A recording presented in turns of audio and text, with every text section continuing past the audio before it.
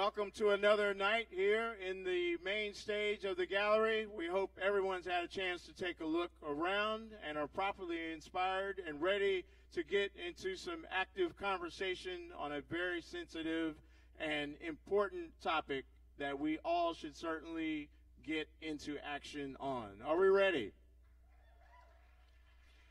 So please join us for this panel on dismantling white supremacy, introducing Jennifer Epps Addison with the Center for Popular Democracy, Shepard Fairey, ExitUSA,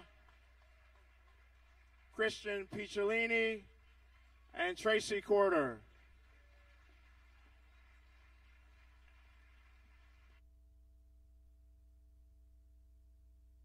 All right, good evening, everyone. How y'all feeling? So this is my fourth day in this space, and I think every time I come back, I learn something more, I open more, I feel more deeply connected to the incredible importance of art in sharing and telling and amplifying our stories, particularly the stories of those who too often are silenced and unheard in our country. So can we just take 1 second to give it up to all the curators and culture creators of Into Action. It's been an incredible space.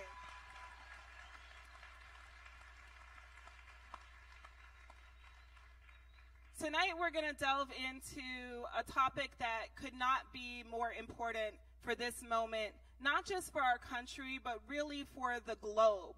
White nationalism, white supremacy is on the rise across the world, and it's really important for us to have a conversation about what it takes to dismantle, to interrupt, to undermine, and to hopefully one day end the impact of white supremacy on our country and on our communities. So thank you all for being here tonight. I want to introduce our incredible panel, and I'm going to take a little bit of liberty. I have a couple of stories about each one. They don't actually know this is coming, so if they're like, what is she talking about, just know that I didn't prep them for this. So first, let me introduce Shepard Fairey, sitting right here on my right. Many of you probably know Shepard for his iconic work creating the poster of President Barack Obama that was adopted as the official emblem of the presidential campaign.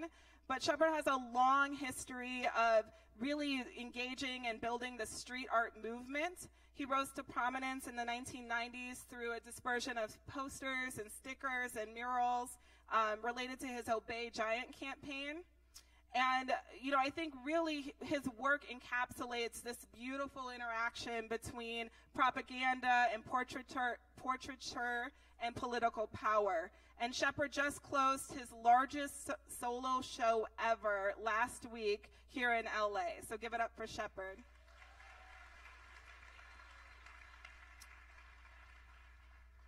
Next we have ExitUSA. Did I do it?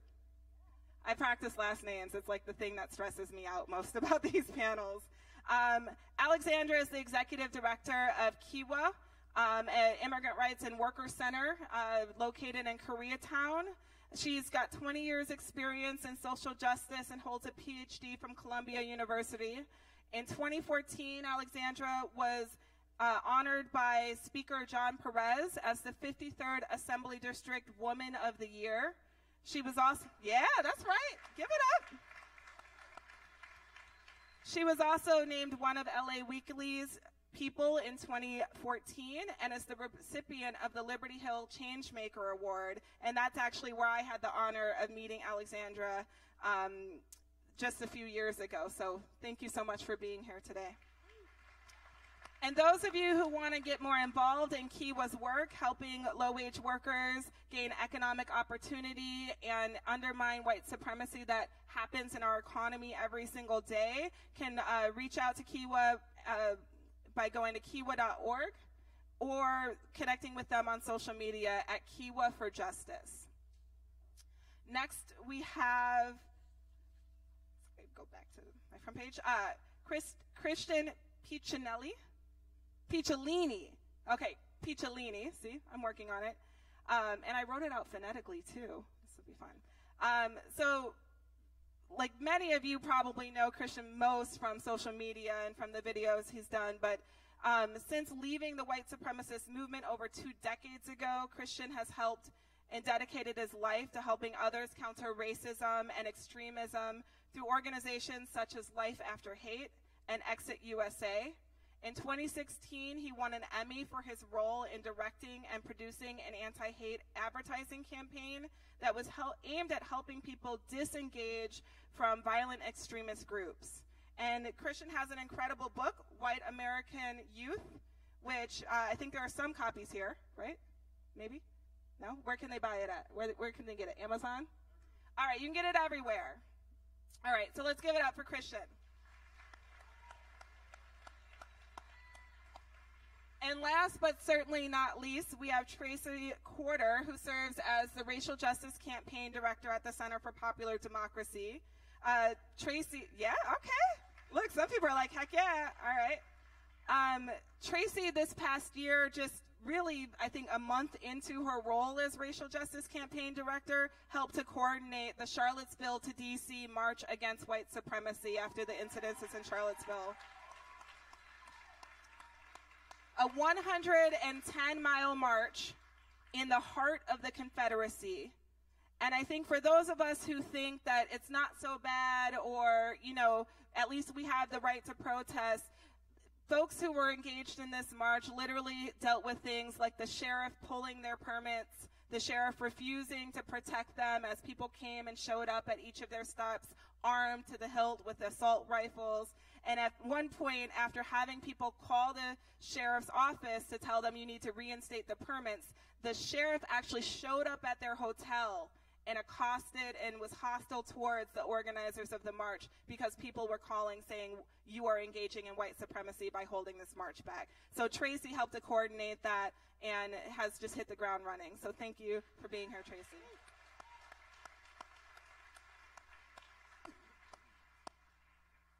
So I started by saying that this is a really interesting conversation to have in this moment, and I think, you know, reflecting on the fact that we are just a few days away from the one-year anniversary of the inauguration of this administration, of the politics of hate being firmly rooted, of white supremacists boldly and unapologetically taking root in our White House, that this is a really, really formative conversation. And it's not really just about those who we might identify either through policy or through their personal politics as white supremacists, but it's also about how we as a country respond, right? Folks will remember after the election, there was this whole, well, what white working class voters, like what happened to them? And we have to turn all of our attention on them right now in order to win elections. And I think, you know, the idea that, right, we should undermine the leadership and the importance of engaging and following the leadership of communities of color in order to win elections, that we should somehow minimize our vision of race in order to move a country forward or move our issues forward, is exactly the type of thing that we're trying to confront. And I think we want to sort of really lay out in this conversation that there is no freedom and there is no justice if, as a country, we do not really call and come into terms about the white supremacy that is rooted across the institutions all throughout our nation. So I think that's where I want to start with the panel. In addition to sort of introducing yourself and the work, you know, can you ground us in where you sort of see white supremacy playing out right now in this moment in our country, and how did you sort of come to a place of understanding around what white supremacy is and what impact it has on our country? And why don't we start with Tracy? Sure. Thank you for that, Jen. So both of my parents were born pre-civil rights movement in the South. So my mom in Arkansas, my dad in Alabama. So it's always been a consciousness I've had about white supremacy and what it meant. And so I started school at kind of a private school within my church, and I was really supported, had small classrooms. And then I moved to a larger school when I was in 5th grade. And even as a nine-year-old, I was able to see the really stark difference between the education I was receiving and the education that like my peers had received all these years. So even as a 9-year-old, I understood that there was something wrong with that. And my parents named it as white supremacy. So I think I've been really fortunate to have people in my life who have always been able to like tell me the truth about what we're fighting, so that I can go forth and fight it. So that's always been really, really important to me. I live in Oakland, but I'm originally from Milwaukee, Wisconsin. And the zip code I grew up in is the most incarcerated zip code in the country. And it has infant mortality rates that rival third world countries. And so to grow up and see that and understand that just a few miles up the street, that's not the same reality, and it's based on not only economics, but like deeply, deeply rooted in race, has been something that's followed me throughout my whole career. So some of you might be like, wait, there's black people in Wisconsin? I'm confused. In a couple of places. There are. I actually am also from Wisconsin. One thing you may not know is that Wisconsin is actually the worst place in America to be black. And so the sort of deeply entrenched systemic racism that Tracy is speaking to is, you know, not just impacted in individual ways, but really like actually impacting the statistics and the outcomes for black children all across the state. Thank you, Tracy. Christian? Thank you. First of all, it's a huge honor to be here with all y'all, because you guys are awesome, and you guys too. You know, first of all, I want to say we need to stop using the words, the phrases white nationalism and alt-right, because they sat in a room one day and said, what can we call ourselves to make ourselves seem less hateful?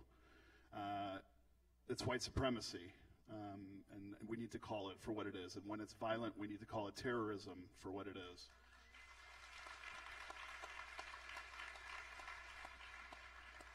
And I'll just say, you know, I think I probably have a little bit of a different perspective than most people sitting on this panel, because 30 years ago, when I was 14 years old, I was recruited into America's first neo-Nazi skinhead group. And I spent 8 years of my life until I was 22. And like you said, I've spent a better part of the last 2 decades trying to help people disengage from what I was involved in. And I can tell you, having helped over 100 people leave white supremacist groups, all different kinds, from the KKK to, you know, militia groups, whatever. 201, when I ask folks why they became, you know, white supremacist, it wasn't because of ideology or dogma. It was because they wanted to belong to something. And at some point in their life, when they were hitting a wall, the lowest, somebody intercepted them and said, I can promise you paradise. I can fill that void of identity, community, and purpose that you're searching for, and I can give you, and I can fill that in. And they essentially are coercing people with really nice terms like white pride, and you should be proud of who you are, but it's like a drug. That's how people are pulled in at first. And then after they give up everything that's important in their life, that's when it becomes very real for them. Not to diminish or even defend anybody, but I think we need to, if we want to understand at least what's happening in our society today with young people, is we need to provide better options before they go down that path, because they weren't born with ISIS flags under their pillow or a swastika flag. At some point, they went from this quote-unquote good entity to doing something bad. Thank you for that. I think what's really interesting in terms of what you just lifted up is that oftentimes we're dismissive of pain, right? Of the pain that people are feeling in communities, particularly around economic insecurity that is, you know, really the divide has widened across our country. And I think for us to really confront white supremacy, we have to sort of confront the capitalist institutions that, you know, are underpinning white supremacy in this nation. Yeah, and I think we need to recognize that this isn't a new thing. We've been living in a white supremacist society for 250 years in this country. And until we address that, you know, a very smart man named Brian Stevenson, I heard him say, most successful, yes, woo for Brian, most successful societies that have suffered a genocide have dealt with it. America has never dealt with our genocide, with the genocide of slavery, and even the genocide of people that, when we came to this country, annihilated. And until we deal with that genocide, I don't know that we'll get past it. So we have to deal with it. Absolutely. Thank you. Alexandra? So I was thinking as I was hearing Tracy talk about, I was just put back into some of the experience that I had as a young child and some of the experiences I went through. But I want to, and I can talk about those, but I want to take a step or two back. I know that we, in order to become, in order for people to hold, dehumanizing views, to become racist, to become sexist, we have to be taught that, and in order to be free of it, we have to be pulled out, and that's a very, very profound individual transformation. And yet, I think what I want to contribute to this discussion is to say that, well, white supremacy did not come about because a bunch of prejudiced people sat around and said, okay, let's go out and conquer the world. Okay, we're so prejudiced, let's project that onto, 3/4 of the globe. Rather, they were going out and projecting, taking land, taking resources, even enslaving human beings, and there needed to be a way to justify that. And especially in the United States, there needed to be. The United States, what the U.S. contributed to philosophy and all that back in the colonial era was this emphasis on the individual, that individuals matter, that the human being matters, that there's a difference between private and public, that there's free will and consent, right? And I'll make this quick. And that people think that the racist white supremacist ideology was just some sort of holdover in contradiction to those notions.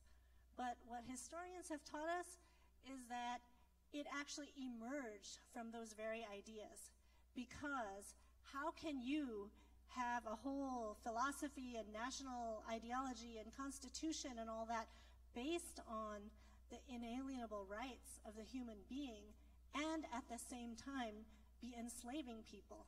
There has to be something, scientific racism, these beliefs that somehow people are not fully human, are not somehow full persons. That notion came about because of what was going on, because the plantations owners needed a way to justify what they were doing. And if we jump for a minute, and I'll just end right with this so that we can continue. If you jump to the moment today, of course we've never, and Christian's totally right, we've never been free of white supremacy, but we see this kind of flowering of the language and the rhetoric and all that right now. It's also a time when the gap between rich and poor is getting worse and worse and worse. And it's not that capitalism causes racism, but it needs these kinds of ideologies of inequality in order to function the way they do. Because without that, how do you justify the incredible, incredible oppression that people are facing right now? Thank you so much. Shepard, take us home. Yeah, it's easy to follow all that up. So I'm from Charleston, South Carolina, which is almost perfectly divided on economic and racial lines. So, they say the wrong side of the tracks. Well, in Charleston, there was the wrong side of Calhoun Boulevard. And growing up without having any other perspective at all, I was asking my parents questions. And luckily, my parents, who they're good people, they're fairly traditional, but they had the courage to tell me that this was really the residue of slavery, that there's these economic divisions, and that was something that was really hard for me to digest as a kid, but also culturally in Charleston, there wasn't a lot of mingling. And I had a really good friend who was a skateboarder, black guy, and he was frequently nervous that he was going to catch flack from some of the kids from his neighborhood for hanging out with the white guys, and he did catch some flack from the white guys, and we're still friends. He lives in L.A. But seeing that situation for him was deeply troubling for me. And then I left Charleston, and I went to boarding school, and all of a sudden I met all these people who didn't seem to have the baggage, white and black and Latino and Asian, of the racial divides that I had grown up with in Charleston. And all of a sudden, what was happening in Charleston was just something my conscience was eating away at me, and I wanted to, I wanted to examine it, and I've been interested in racial dynamics, hopefully in a constructive way ever since. Thank you so much. So each of you sort of touched on something that I find really interesting, which is this idea of sort of like, who is a white supremacist? Like, what do we point to, and what does it mean? And I think there's this idea of maybe that white supremacy was like at one point burning crosses and wearing hoods, and maybe now it's wearing khakis and a polo short with a tiki torch. But I think the work that people have done in trying to locate white supremacy within our institutions over the last year really is more about sort of understanding the political and economic systems within our country. So help us understand sort of like, how is white supremacy located within politics, right? Within the systems and institutions. What does that actually mean, and what does it look like, particularly over the course of this last year, but certainly if you want to locate us into history? I feel like you're ready to jump in, so go for it. Well, I can just say that 30 years ago when I was involved in the movement, we had a very concerted strategy, let's say, to blend in, because we recognized then that we were turning away the average American white racist with our shaved heads and our boots and our tattoos and swastika flags. So we started to tell our people in the mid-'80s and late '80s, ditch the shaved head, don't get tattoos, trade in the boots for a suit, go to college campuses and recruit, go to the military and get training and even get jobs in law enforcement and run for office. And here we are 30 years later, and the khakis and the polos and the, that is the result of that. Because we recognized then that we needed to blend in. We wanted to sound like, look like, and be at the same places that the people were, so that we could use fear rhetoric, because really hatred is, I really believe that it's born of ignorance. Fear is its father and isolation is its mother. If we take you can clap. If we are afraid of what we don't understand, or if we're afraid of losing something, whether that's real or perceived, and we're so isolated from it that we never give ourselves the opportunity to understand, that will turn into hate, it will turn into racism and prejudice. And I can tell you that from somebody who's found his way out, that the way I found my way out was receiving compassion from the people I least deserved it from when I least deserved it. Now, that's not saying it's, the responsibility of, victims or people of color to do that. But I can tell you that it is the one thing that works. And there are two things that don't work: silence and violence. There are two things that Nazis love more than anything, and that is silence and violence. When we are silent, they grow. We saw that when we, felt we were living in a post-racial society, and then blam, there we are. 2016 happens, and it came out of nowhere. Well, it didn't. It's been happening, forever. And if we're violent towards them, they use the victim narrative, and then they can paint us in whatever stereotype they want. The one thing that I saw after Charlottesville happened that really inspired me was in Boston just shortly after, when about 20,000 people, protesters, surrounded a group of a couple dozen neo-Nazis, and they didn't hurt them, they didn't throw anything at them. They held them accountable. They said, we see you, we know you're there, we're not going to let you get away with this, but we're also not going to use your tactics. And I think that that's important. Thank you. You know,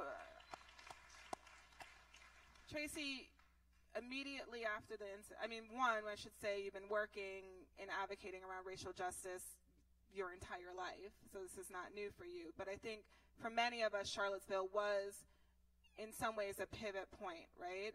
And one of the dangers of that very visible sort of individual display of white supremacy is that it allowed politicians, right, Paul Ryan, other folks in the GOP, to sort of step back and say that those people were bad, we're good, in the midst of doing things like repealing DACA, in the midst of trying to take away millions of people's health care. How did you locate white supremacy and focus, right, this conversation in a moment in which, our president is sort of saying that there are good people on both sides? It's a really great question. So for me, one of the things I always say, and it's a mantra that I repeat, is that white supremacy is bipartisan. Like, white supremacy doesn't say I'm a Democrat or I'm a Republican or I'm conservative or I'm liberal. It shows up in, like, the very fabric of everything we do because it's, like, baked into our society. So I remember being at a progressive gathering right when Charlottesville was happening. And so there was a group of black folks who stood up and said something was not okay, and we were shouted down and called racial slurs by white progressives. And then those very same white progressives thought that we were going to lead Charlottesville actions right after, right? And so they didn't understand that what they did in silencing black people was an extension of what just happened. And so they were able to say, we're not carrying tiki torches, we don't say these words, we just believe that you should be quiet, right? And so I think that in order to, like, pinpoint it, we have to understand that it's everywhere, and it's like everything that we're breathing in, and that there's actual real work that has to go into dismantling it because it's a system. So it's not something that I can individually do or that you can individually do, but it's something that we have to collectively do together in everything that we do every day. Absolutely.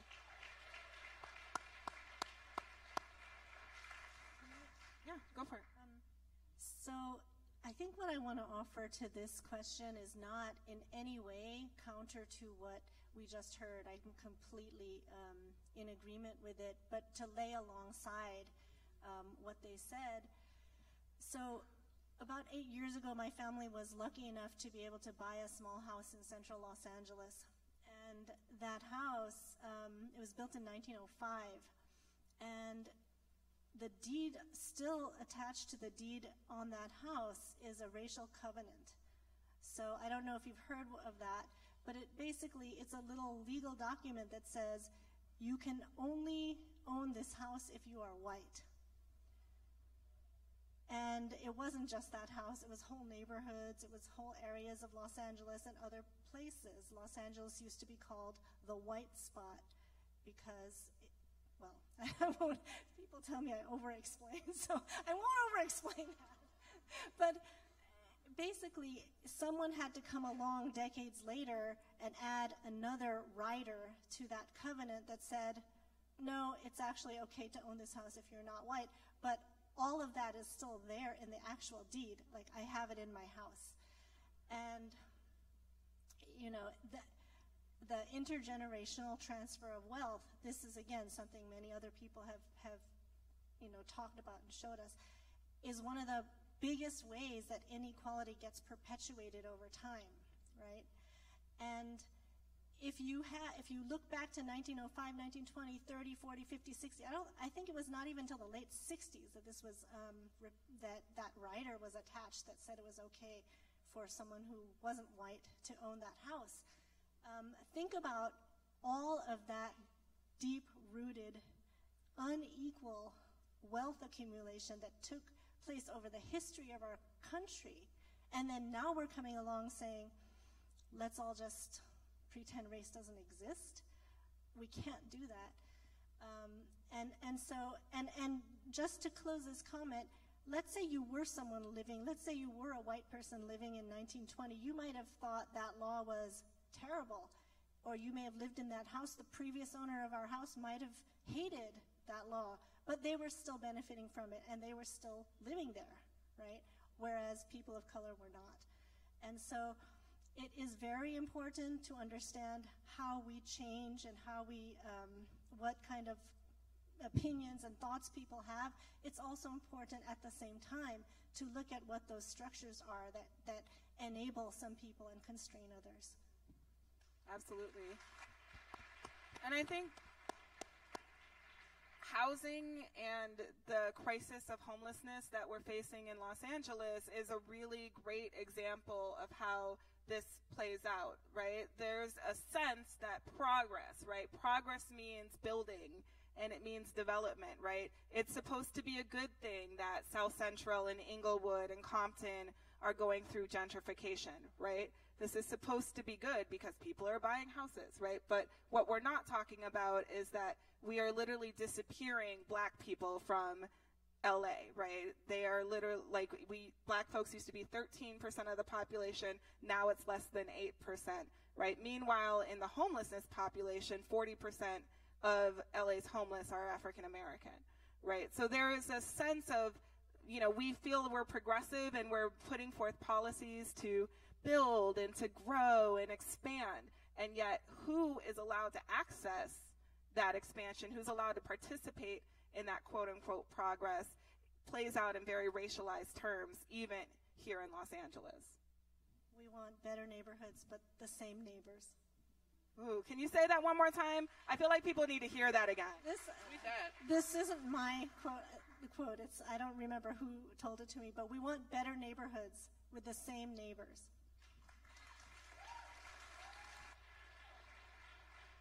So, Shepard, I'm going to ask you both to respond to this, but also to talk about art as a way of actually amplifying and spotlighting these tensions. And I know your show really sort of explored themes of racism and sexism, and I feel like it's a unique perspective here at Into Action to really, you know, understand that dynamic. Sure. Well, to quickly just build on what everyone's been saying, you know, as a white guy with my eyes open, I did notice that even when I was a broke artist in my 20s and getting arrested for street art, I was still given more of the benefit of the doubt for being a white guy. I had an advantage. Relative to my position, anyone that was non-white would not get the same treatment, the same respect that I would get. And you know, that's just fucked up. So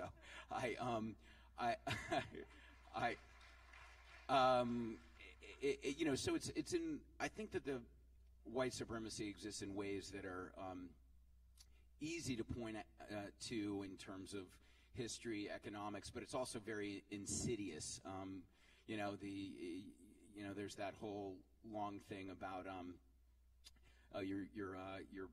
the doctor died in a thing, and it's the woman, and no one thinks it's the mom because it couldn't be the woman that's the doctor. There's so much of stuff that so much that plays out along racial lines that way, along gender lines that way. The assumptions that someone is more credible, deserves the benefit of the doubt, and you know, I think that having diverse role models is really important. Making sure that everyone is treated as equally human is really important, and that's something that I try to do in my art. I come at it from a couple perspectives. One is universal humanity, that every portrait that I try to do is there's something relatably human that crosses, you know, race, gender, religion, cultural background, all of that. And then I also take symbols that we've become very numb to and point at how they are used to maintain power structures, and I try to subvert that in my work. So it's you know, it's about just the idea of getting to take people, getting people to take a closer look and reframing things, just a little bit more of a sensitivity. And I think that art can seduce emotionally and then force you to grapple with things intellectually that you might resist in any other form of presentation. So, you know, that's where I think the beauty of art comes in. I mean, look around this place. I mean, there's just so much stuff that I think, you know, hits you emotionally that is, it feels like the human spirit is incredibly alive in here, right? Yeah.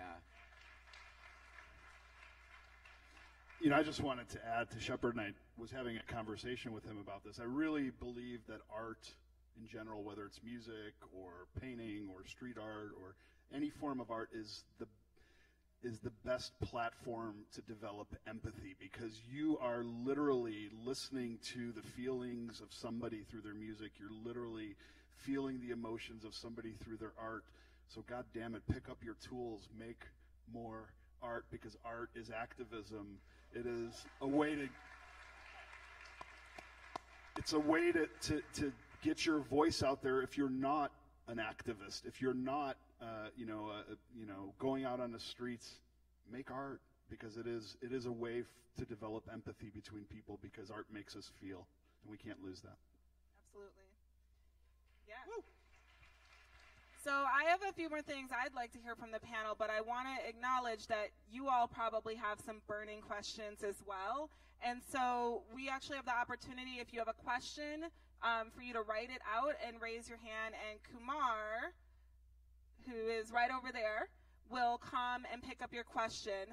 So in about 15 minutes, we're going to transition into hearing from you all and getting your questions asked and answered. So please write down any questions you have, raise them up, and folks will come collect them for you.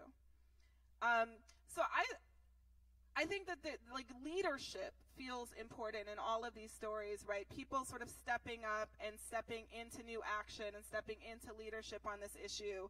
We were all sort of joking off stage that none of us feel like experts. We feel like there should be some expert who can tell us how to do all of this, right? And none of us feel like we're the right one. But I want to acknowledge that this conversation we're having really sort of rests on the shoulders of the incredible women founders of the Black Lives Matter movement. Yes, let's give it up for Patrisse Cullors, Opal Tomai, and Alicia Garza, who founded Black Lives Matter after a series of police shootings, but in particular after the shooting and the murder of Trayvon Martin.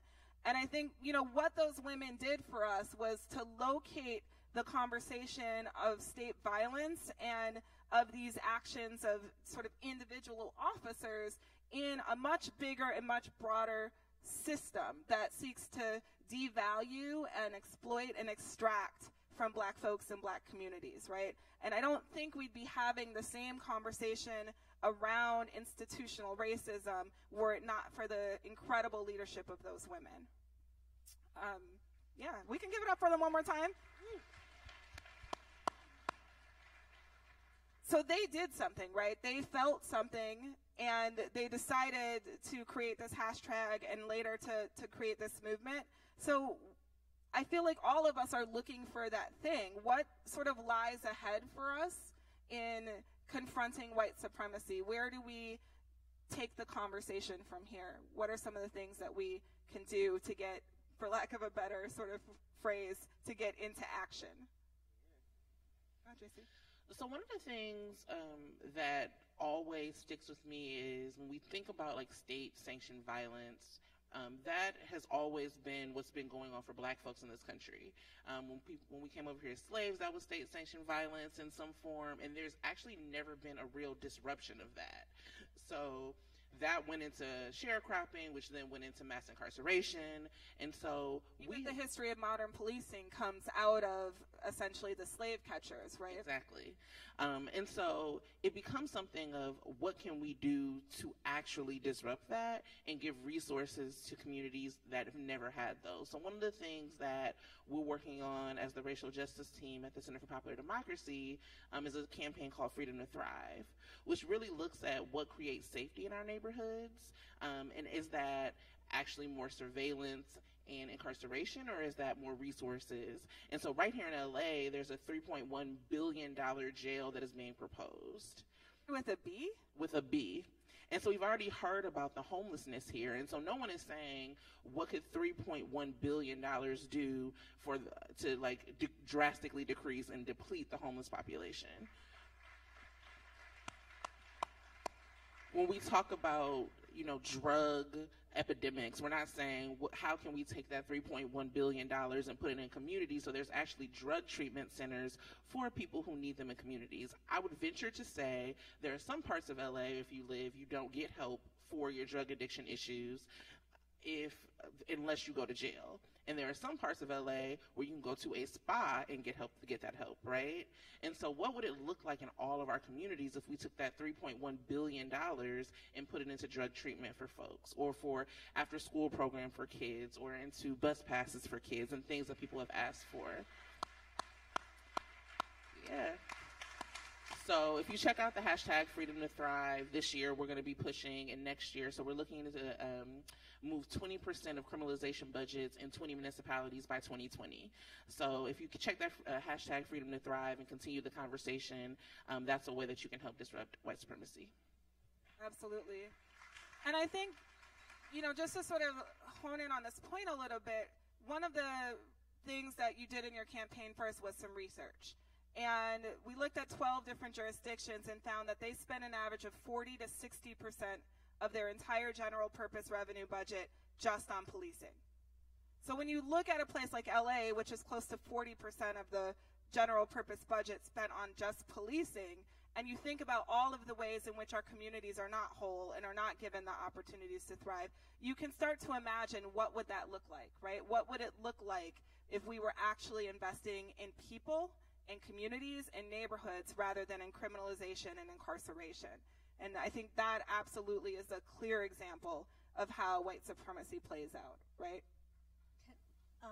It just made me think about when I was hearing both of you speak that we really need to take over the word security, because they use that term to mean more police and more surveillance and more state militarism, but that isn't making us more safe. It's not making us more secure. We need to create our own security, and that's not going to be by increasing the police force. Yeah. I mean, even though I'm white, the only times I've felt that my life was in danger was at the hands of the police. I'm a type 1 diabetic, and I've been denied my insulin multiple times in jail. The idea that the police solve all problems is that's somebody that's never actually interacted with them that's coming up with that idea.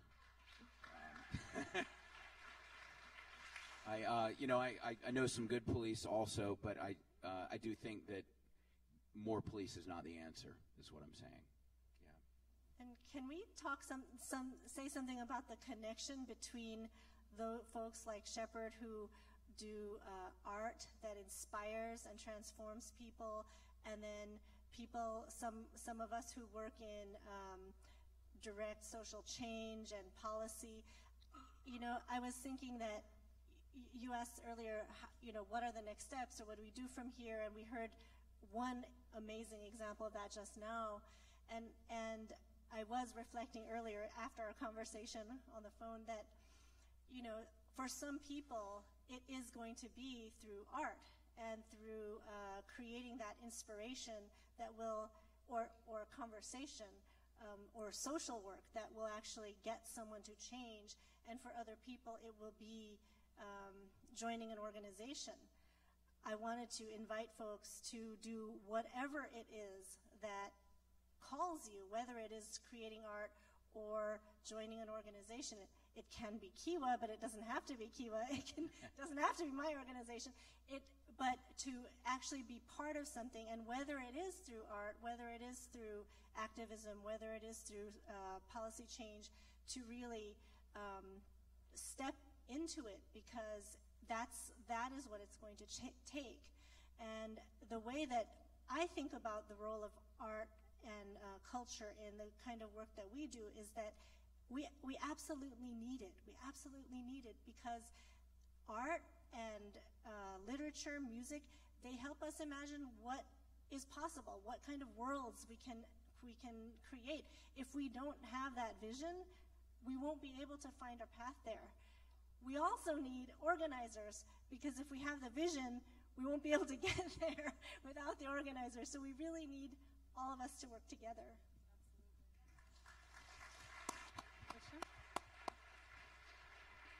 And the organizers need material support.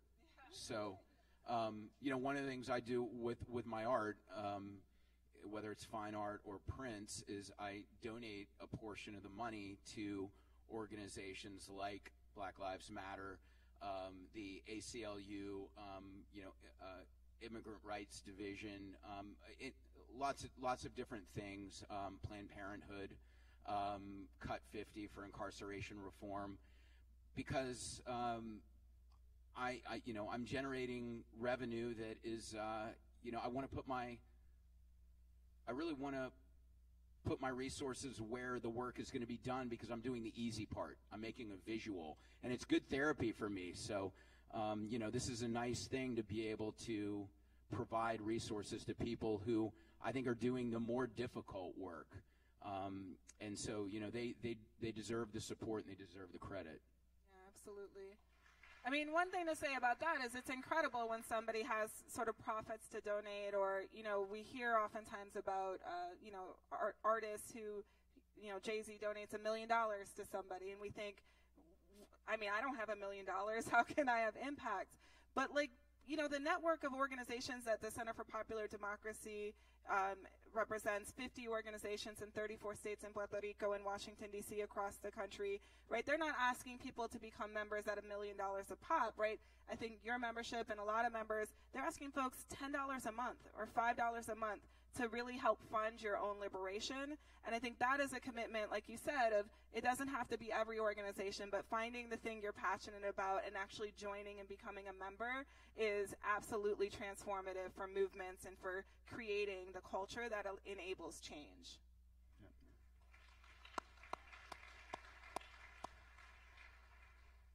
I would just like to add to that it doesn't matter if we have money or artistic talent or the ability to make music or even the ability to walk on the streets and protest. We have to be the change that we want to see in the world. We all have the ability to give compassion and to receive it. And it starts with us. It starts with how we treat other people every day and every minute. Eyes are much prettier than pixels. Look at somebody and say hello to them. It's as simple as that. It sounds really stupid, but it's the little things that we do that connect us to each other. It's the ability to empathize and put yourself in somebody else's shoes, and we have to do that on a human level, and before we can start to change all these broken things. And I think it's okay to admit that things are broken, and that we have made some progress for some people, but we have not made progress for everybody, and we need to do that. And it's okay to say that it's broken and that we can start fixing it now.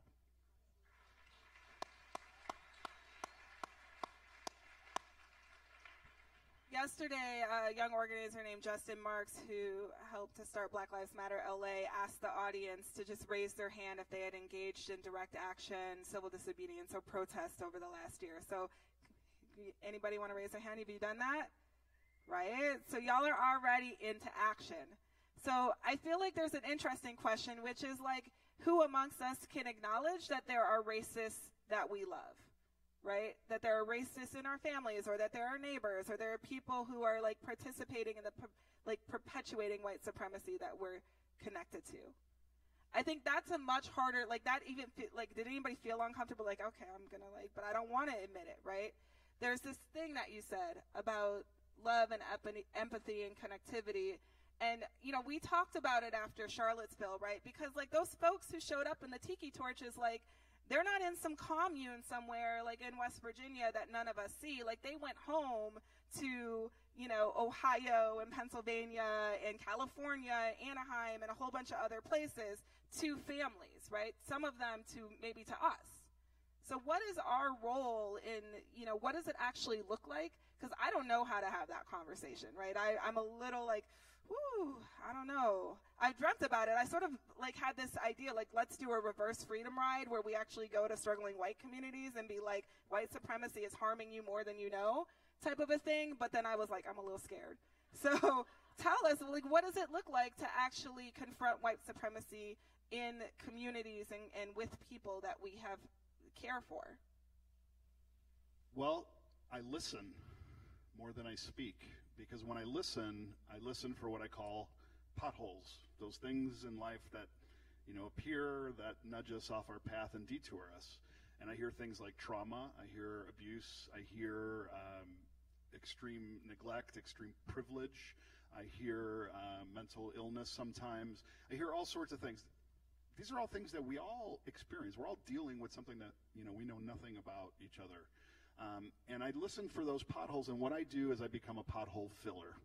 I build resilience in people who hate, because what's magical about that is once they feel more whole, more self-confident, they have less of a reason to blame the other for what they feel is being taken away from them. Because really, racism is low self-esteem. It's a fear of losing something that you think you have. And I can tell you that once I started to meet the folks that I thought I hated, I found out I had more in common with them than the people I'd surrounded myself with. So for me, one of the things that, especially coming from a place like Wisconsin, that I came to learn was that racism is a white problem and healing from racism is a people of color problem and a black problem, right? And so I have been committed to like radical love and radical healing for my community. So I'm a part of organizations like BYP 100 that really focus on like where is like the joy amongst these other things that we're dealing with. And we obviously work in conjunction with like multiracial coalitions, but it's also about some of that internal healing, because white supremacy is only able to permeate our society because it teaches us to hate ourselves too. Just to add to that, I have not met a white supremacist who is not a self-hater. And oftentimes when we self-hate, we project that hate onto other people so we don't have to feel that pain ourselves. Thank you for that. So this is like such a fruitful conversation, so many different nuances, but I would love to bring some other voices in. So I know we have a couple of questions that folks have submitted. Kumar, yes, there he is. There we are. All right. So thank you, everybody. A lot of questions. So obviously a very engaged crowd. This is, I think, one that captures a bunch of the insight of the crowd right now. So the idea of whiteness in the United States has changed over time, right? And this question says it's like a highly adaptable virus. How do we fight and stop white supremacy when it's constantly changing? I think we have to admit that. That's a great question. My goodness. What is white? Is it the Italians that were discriminated against? Is it the Irish? What is white exactly? White, I think, is a social construct. And, you know, we're all human beings that come from different places, and we have beautiful things that we share, but also beautiful things that are different about each other. And I think we need to embrace that. So what is white? I think we need to ask ourselves that first. What does that mean? I just think mixed race people are hotter. I mean, you know, It's a mix of my wife's Japanese, Irish, Spanish, and Mexican, and we had some beautiful daughters together. As much as my thing could get diluted as possible was probably the best for them. So, yeah. I mean, I think it's an interesting question, because I think whiteness is both evolves and is fixed, right? And I think the place in which it's fixed is through exclusion, right? That whiteness has always been a construct of exclusion, no matter if a group then moves into the inclusion, it's still a construct about who is not in the group, not who is necessarily in the group, right? And so I think in this moment, we have a real role to play, right, both as we're becoming more multiracial and as people of color are becoming the majority in this country. It's very easy for us to sort of say, oh, well, California is now a majority people of color state, so therefore there can't be racism, or we're sort of in this post-racial world.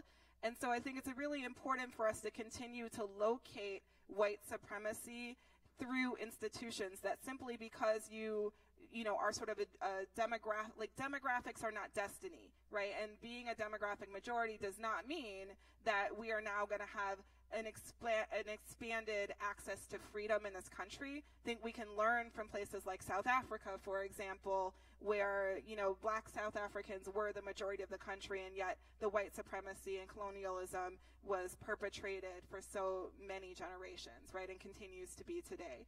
So I think we have to not excuse or not move away from the focus of exclusion in the hopes that we can sort of say, oh, we're multiracial or melting pot or, out of many one or whatever. We have to continue to shine a light on how these definitions are really rooted in our institutions. Next question? Sure, yeah. So a lot of questions, I think, around what should we do, right? Like, you all have acknowledged the problem, the potential impact, obviously. So a lot of questions around what folks in the audience can be doing. So someone mentioned, I think in response to what Tracy was talking about, that the Los Angeles Police Commission, for example, meets weekly downtown. I think the county board also meets very regularly. How do we hold, the folks in power accountable in terms of how they perpetuate white supremacy? What are the things that people in this room can be doing right now, tomorrow, either online or in person, to really hold and dismantle white supremacy? So the LA County Jail Fight, if you go to their website, you can directly, so it's Justice LA Now, and you can actually, if you're a Los Angeles County resident, write to your county supervisor about this particular issue. One of the things that we did yesterday was like a bird dogging training, which is essentially bothering your elected official until they know that you're there and you can no longer be ignored. And I also think that there's just a larger thing about building political power that we're missing. And so it can't be, well, I kind of like you as a person, and so therefore I'm going to let you slide with bad decisions. We have to be just as vigilant in calling out white supremacy and capitalism on the left as we are on the right. And I think that starting there is going to be vital to dismantling white supremacy. Thank you for saying that. I was going to mention that one of the organizations that Kiwa works closely with is called Enlace, and it's a coalition around actually North America. And they and other organizations have a prison divestment campaign where they actually go to different college campuses and corporations and get their shareholders to divest from the prison system. And that's, of course, that's not going to by itself dismantle white supremacy, but it helps to kick out some of those legs of that stool when we try to take the money away for these white supremacist institutions. So that's one example. Vote. Vote and put the people into office so we don't have to do this kind of work on the tail end of complaining about it and trying to fix things. Put people in office and get out there and vote. Whether you believe your vote matters or not, it does. Vote.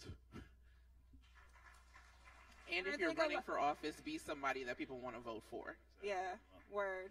Vote for good people. I would add to that, trust black women, right? As we saw in Alabama and Virginia and hopefully in Georgia soon to come, right? We need to empower and invest in the leaders who are actually trying to build freedom for everybody and expand freedom for everyone. And black women have been and will continue to be at the center of that. So really trust black women.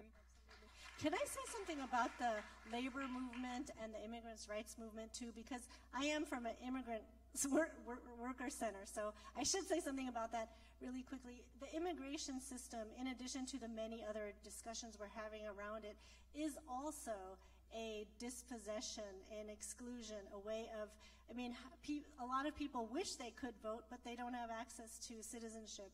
They want to be able to, they are already participating in our polity by testifying, by moving legislation, doing all these things, but they're not allowed to vote in many cases. Many of our members don't have access to that. And that is something we also need to change. That's part of changing who can vote. And we see all the ways in which Black communities and other groups of people are suppressed in their voting, right? And that it's not only that those of us who don't make it to the ballot box, but those who are actively systemically excluded. And also in terms of the labor movement, whether it's unions or whether it's worker centers like Kiwa who work with non-unionized workers, that brings a collective voice to create change right at the workplace. Can I say one more? Yeah. So if anybody is familiar with Initiate Justice, they are running a ballot initiative for 2018 that will give people on the inside the ability to vote. So the only question on your voter registration form will be, are you 18 years old? It won't ask any questions about incarceration. So that group specifically works to organize people on the inside to change policy because they know and they're directly impacted. So please look up Initiate Justice and find an organizer with a petition. Yeah, that's a part of voter suppression is people who've been incarcerated. I guess it's at felony level, right, that you can never vote again. But also suppression on economic lines, not making national election days a holiday. That's might not seem like a big deal, but think how that would change who would be able to come out conveniently. Right now, it obviously really benefits the people who can miss a day of work or don't work at all. There are a lot of mechanisms in place that are very insidious that I think need to be overhauled. I'm a big campaign finance reform proponent because I think democracy works a lot better when everyone's vote counts equally and it's not just pay to play for the corporations, which frequently are run by white people. So when you look at the ways in which the structures of white supremacy stay in place, it's a lot more than just confronting someone like who you used to be. It's a lot more insidious than that. And I was so excited that Christian was going to be on this panel not just because he's another white guy, but because I wanted to really hear his perspective on what it takes to change things. So I think the personal things of just listening to someone, that's incredibly powerful, but there are a lot of institutional things that we might feel like we don't have power over, but when it comes to voting, we actually do. So, keep an eye on those opportunities. I sort of want to respond to this question really because I think for many of us, particularly in Los Angeles, we're really, we try to be really engaged in what's happening here in LA. Maybe, some of us help to put the homelessness measure on the ballot. Some of us, are standing with, dreamers and immigrants, and trying to stop the collaboration with ICE. But I think for many of us, we sort of felt kind of safe from the federal assault, right? And I think this is a moment where we're realizing that, being in a quote-unquote progressive city or having some level of access to local elected officials actually can't protect our communities, that the assault is coming from an entirely different angle. And so I think committing to engaging in federal politics in a way that we really haven't done before, right? Thinking about this DACA fight, like if the one thing we do today is committing to passing a Clean Dream Act and to doing everything we can do to pass a Clean Dream Act, that will do more to undermine white supremacy than almost anything else we can think of, right? Like, let's figure out how to make that happen. You know, thinking about the assaults on our communities, right, the Republican leadership are going after communities that they feel are vulnerable, right? Vulnerable because what they feel as the majority of Americans won't stand with them. And so even like thinking about what Paul Ryan said as his next fight, he's claiming, you know, it's entitlement reform. What it really means is going after people on public assistance, right? So going after people on Medicaid, going after quote-unquote welfare reform, which is really just a coded way of talking about we're going after black women. And I think what's insidious about how white supremacy plays out is, you know, Donald Trump, I think there was somebody who said not all people on welfare are black, and Donald Trump said something to the effect of, well, what are they then, right? Like he really could not wrap around his brain. And the reality is that most of these public programs, right, are actually, the majority of people on them are white. And so this white supremacy that we talk about is convincing those folks, right, to actually support and vote against their interests, convincing them that it's, you know, only going to target the black folks who are lazy and refuse to work, but I'm going to be fine, when in actuality, white communities are going to be hurt the most, right? And that's sort of the false promise of white supremacy that Dr. King talked about and that we continue to see the legacy and the roots of in this country. And so we have to really examine that. We have to make sure that vulnerable communities can't become targets, and we have to use our voice to say, I actually want to live in a country where nobody is denied health care. I actually want to live in a country where my investments go to education and not incarceration and war, and we need to be really clear that we're willing to make those investments and change the conversation in this country.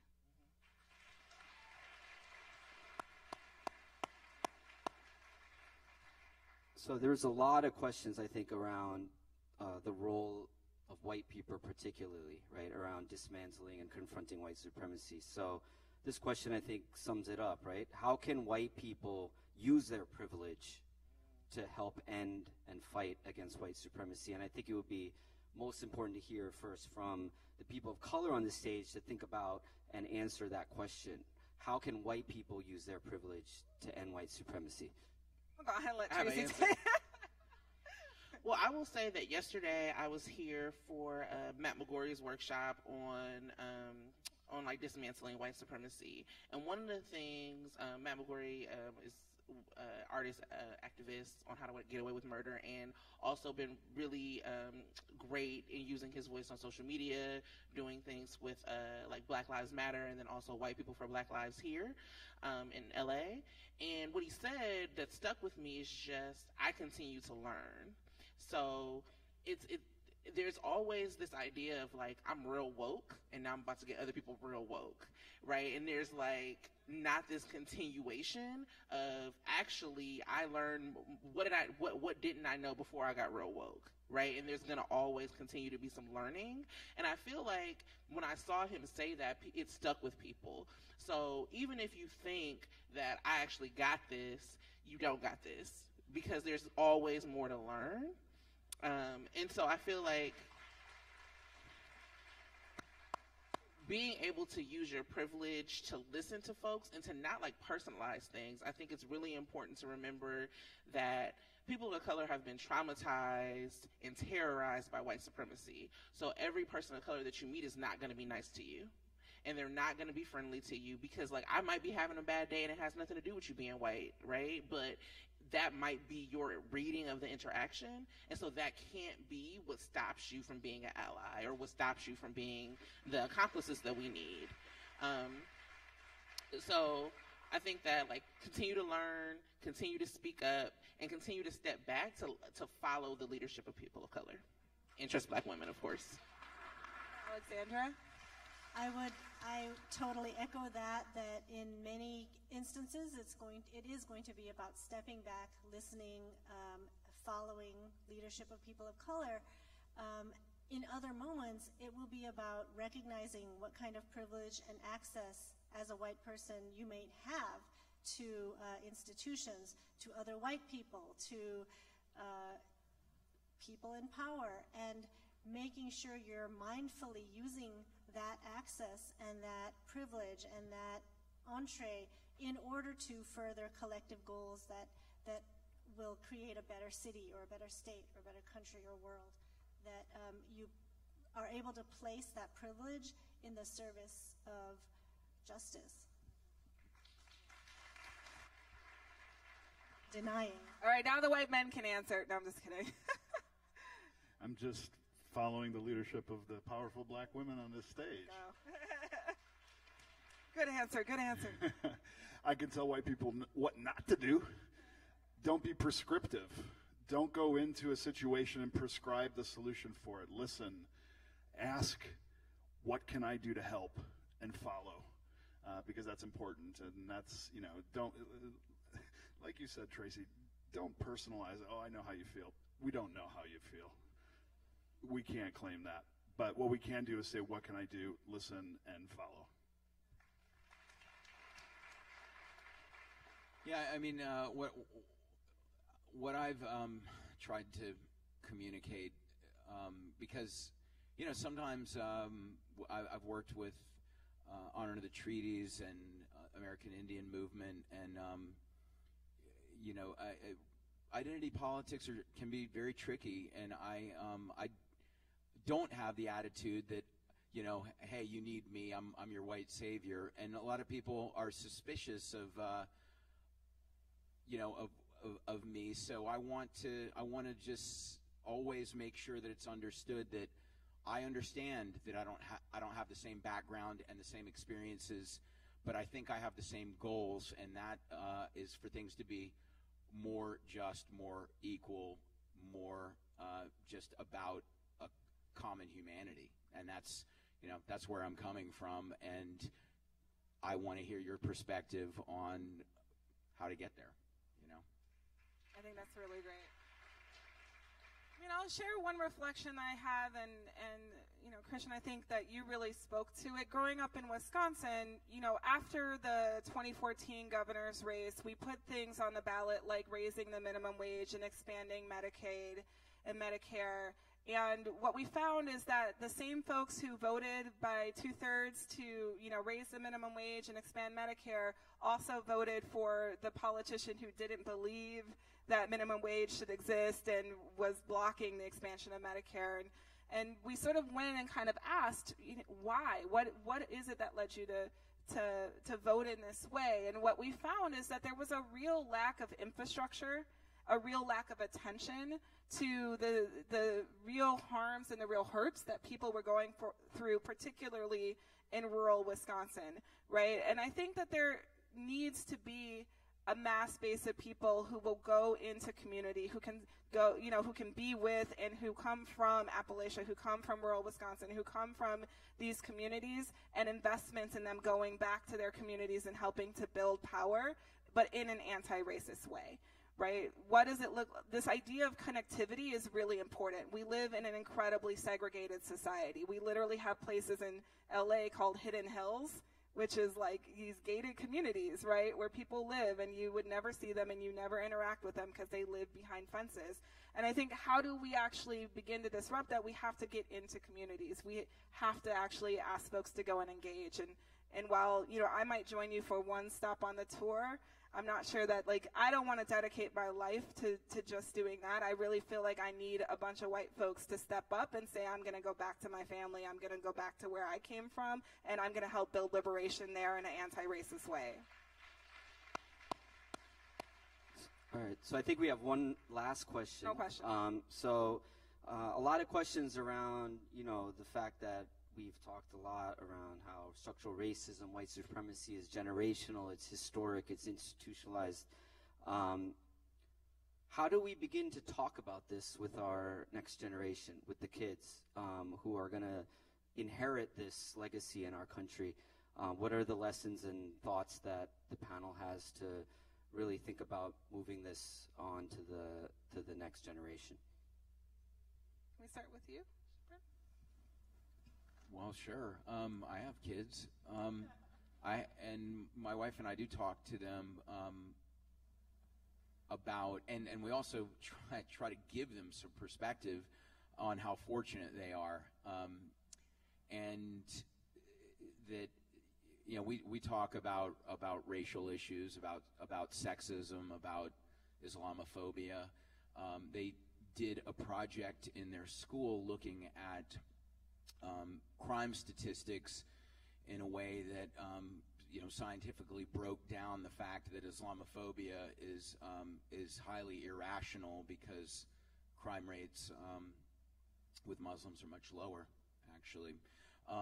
But yeah, I think it's, you know, it's about instilling an empathy, a compassion in them, but also being real with them. You know, we've talked about the history of racial injustice. I talk to my kids about the concept of manifest destiny, that it's a way of white Europeans justifying conquering ocean to ocean in what would become the United States as God's will for them.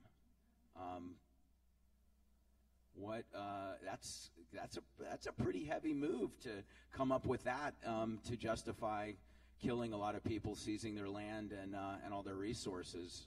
But you know, people get creative. I'm using my creativity for different things, but I think that just explaining to people the truth of the history and how to be sensitive to how to make it right moving forward. But yeah, I mean, it's what Christian was talking about with acknowledging genocide. You can't fix it until you acknowledge it.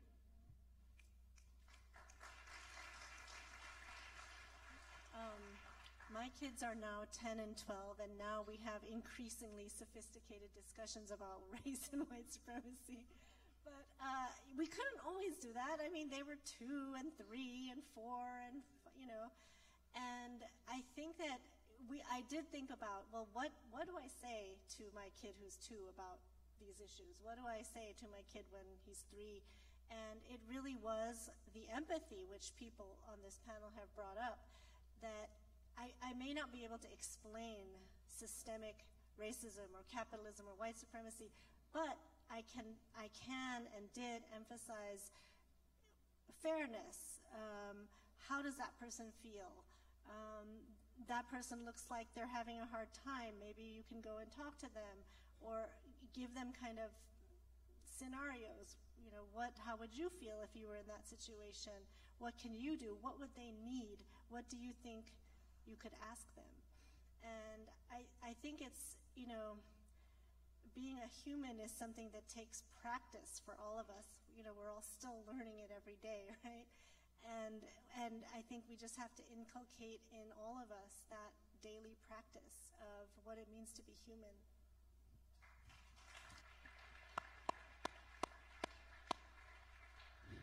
I can't think of one major problem on earth that children have created. Adults have created them all. So maybe we need to take a step back and listen to the most vulnerable. Listen and guide, because maybe they may not be mature, but they're idealistic. They have passions that we need to support at young ages. Maybe it's as simple as taking your youngest children out to eat at ethnic restaurants rather than feeding them chicken nuggets and fish sticks. Because if they grow up unafraid of food that's different, maybe they'll grow up unafraid of people that they may see as different. You know, young people, I think, are living in a very confusing time. I'm an adult and I'm fucking confused. I can't imagine what young people are going through, facing, you know, the cost of college, or the fact that jobs aren't, you know, a guarantee after you get a degree, or the fact that we have leadership that is fucking nuts and is not doing anything to benefit young people, especially young people of color. And we need to have more faith in our young people, provide guidance, but give them support for their passions, because they're smarter than we give them credit for.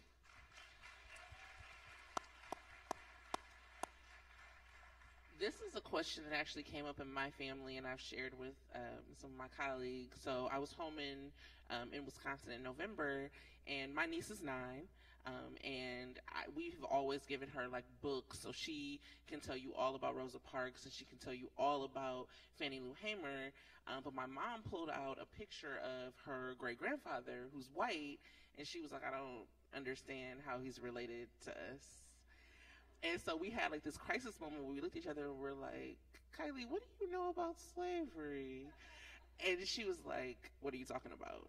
Right. And so like even with our family where we talk about race and we actually like have instilled in her what it means to be a black girl who feels and who's like able to be a whole person, we never talked about this. So we had to have this very uncomfortable conversation. And I think that we all like to avoid because we want kids to stay innocent. And she's 9 and we don't want our kids to be sad. And most of our history is really sad. It's really fucked up.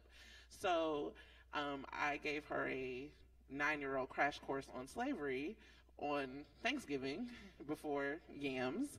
And I was like, well, how do you feel? And she was like, I feel sad. Right. And I was like, well, you can pick the movie and we can watch Frozen and it'll be good. And then she's looking at Elsa with the side eye like, did you? So it's really about making sure that you're able to like have these really difficult conversations.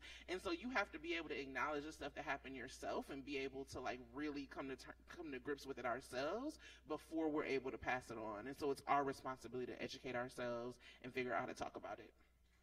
Absolutely. You know, I think I too am a mom, so I come at this both, you know, in 2 ways. One as a mom and one, you know, sort of as somebody who's been engaged in social movements most of my life since I was a teenager.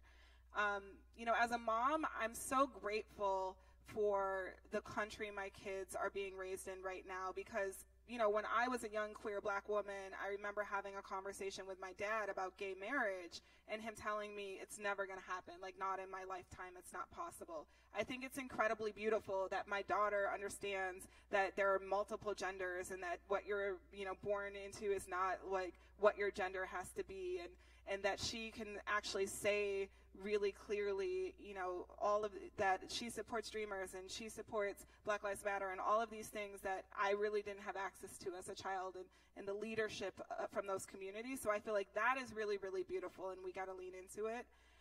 But from a movement perspective, I just think we have to acknowledge that the most transformative social movements of our time are all being led by young people right now, right? Whether that's the Dreamers movement, whether it's the Fight for 15 led by young low-wage workers, whether it's Black Lives Matter, right? These folks are young people in communities who are teaching us transformation. And I think the most important lesson that I've taken is this concept of possibility, that we have to stop letting other people define for us what is possible. And I think when we move back and we allow young folks to lead, they create a different possibility for what this country can be, and that's what the vision we really have to lean into if we want to move towards freedom. So they're already doing it. We just sort of have to engage in it. So I know that folks will kind of hang around. I'm sure there's lots of, you know, other questions, and people should feel free to like engage with us after this. But can we just give a huge round of applause for this incredible panel? Thank you so much for your time, so much for your energy. And thank you all for being here. Thank you all for your leadership. This has been a great conversation. Please continue it on Twitter, on social media. And let's make sure that we continue to do everything we can do to dismantle and undermine white supremacy. Thank you all. Oh, and if you want to engage in the Center for Popular Democracy, I guess I should have done that. You can just visit us at PopDemoc, is our social media, POPDEMOC. There we go. Or populardemocracy.org. Thank you all so much.